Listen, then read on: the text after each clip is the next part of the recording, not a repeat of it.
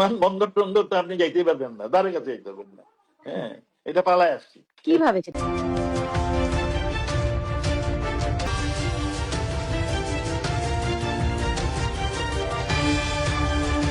বন্দর টন্দর তো আপনি যাইতেই পারবেন না, দ্বারের কাছে যাইতে পারবেন না। হ্যাঁ, এটা পালায় আসছি। কিভাবে সেটি বিভিন্ন ভাবে পালায় আসছি। একটু বলেন না শুনি। বিভিন্ন ভাবে পালায় আসছি বলা যাবে, কারণ সরকারি লোকরাই আমাকে সাহায্য করেছে।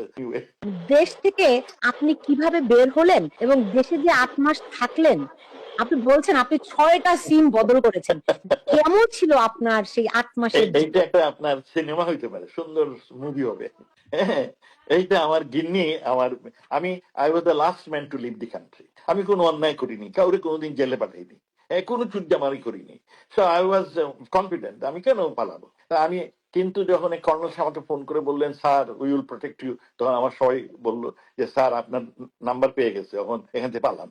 হ্যাঁ, যাই হোক, তারপরে বিভিন্ন জায়গাতে কোনো আত্মীয় স্বজনের বাড়ি দিয়ে যাইনি, কারণ আমার সব আত্মীয় স্বজন পাবলিকলি নোন, সবাই সবাই তাদের চিনে। তো আমি অন্যান্য লোকের ওই যে এনবিআর নাকি বলে জানি ভাড়া পাওয়া যায়, ওই সব বাড়িতে ছিলাম। এবং সুখের বিষয়, ওই যে মানুষের ঘর রাখে ভাড়া দেয় আর কি, 1 সপ্তাহের জন্য, 2 সপ্তাহ, 1 মাসের জন্য, কি বলে যেগুলো রে। হ্যাঁ, এইটা আমার খুব কাজে দিয়েছে। আর এইটার একজনের মালিকের সাথে দেখা হয়েছিল।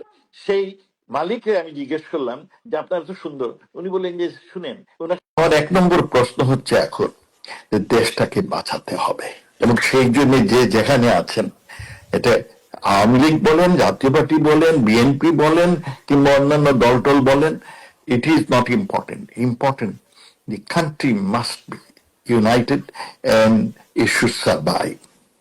আর দ্বিতীয়ত যেটা আমার বড়, যে ইউনূস সাহেব যে পন্থা নিয়েছেন, এটা আমি অনেকটা হিটলারের পন্থার মতো মনে করি। কারণ হিটলার খুব সিস্টেমেটিক্যালি জুদের, ইহুদিদের আপনার নিধন করেন। আর বাংলাদেশে এখন আপনি যাকেই জিজ্ঞেস করবেন, একটা সিস্টেমেটিক্যালি যারা আওয়ামী লীগ, যারা মুক্তিযুদ্ধের সপক্ষের, যারা আপনার 71-কে বিশ্বাস করে, এবং যারা হিন্দু, এই গ্রুপ, একটা হচ্ছে আওয়ামী লীগ, 71 আর হিন্দু, তাদের সিস্টেমেটিক্যালি বিনা বিচারে হত্যা করা হচ্ছে, জেল জুলুম করা হচ্ছে, ভয় দেখানো হচ্ছে। এই যে সিস্টেমেটিক আপনার হিটলারিজম শুরু হয়েছে, এইটার ব্যাপারে আমাদের সোচ্চার হবে এইটা not acceptable, because the country belongs to everyone. আর থার্ড যেটা, আমাদের দেশের সংস্কারের নামে দেশটা ধ্বংস হয়ে যাচ্ছে। যতগুলো প্রতিষ্ঠান ছিল সব শেষ, পুলিশ শেষ, অ্যাডমিনিস্ট্রেশন শেষ।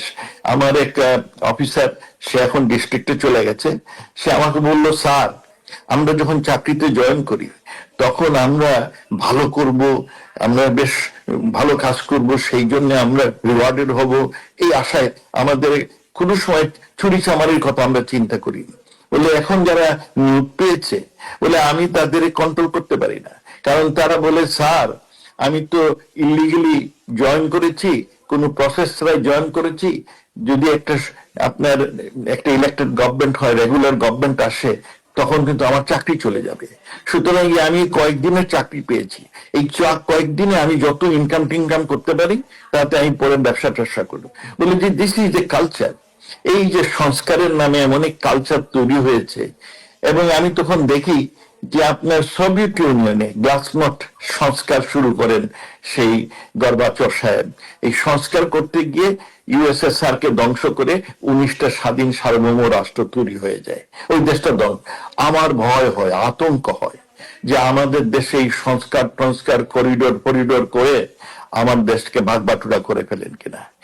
আর 4 নম্বর যেটা হচ্ছে, এই সরকারে যেটা জিহাদি, এই যে রেডিক্যালিজম, এই মব রাজত্ব, খুব দুঃখের সাথে বলতে হবে যে আমাদের অধ্যাপক নোবেল লরেট ইউনূস সাহেব মনে হচ্ছে মব এর জনক হিসাবে ছিলেন। আপনার যখন নতুন সরকার আসলো, এবং আসার পরে দেশবাসী, শুধু আমি না, দেশবাসী সবার একটা প্রত্যাশা ছিল যে আমাদের অবস্থা বোধহয়, কারণ আমার সরকারে আমরা ভালো কাজ করেছি।